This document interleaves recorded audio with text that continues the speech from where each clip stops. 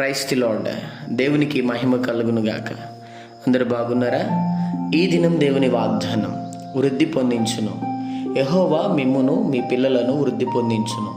115వ కీర్తన 14వ చరణం. అవును, దేవుడు ఈ నెలలో ఈ దినాన నా ప్రభు అంటున్నాడు, నిన్ను నీ పిల్లలను చదువులో నీ పిల్లలకు వృద్ధి కలుగుతుంది. నిశ్చయముగా నీ వ్యాపారంలో నీకు వృద్ధి కలుగుతుంది. దేవుని నమ్మిన నీ జీవితంలో వృద్ధిని, అభివృద్ధిని, ఆశీర్వాదాన్ని నువ్వు చూడబోతున్నావు. ఏ విషయాన్ని బట్టి నువ్వు దిగులు చెందొద్దు.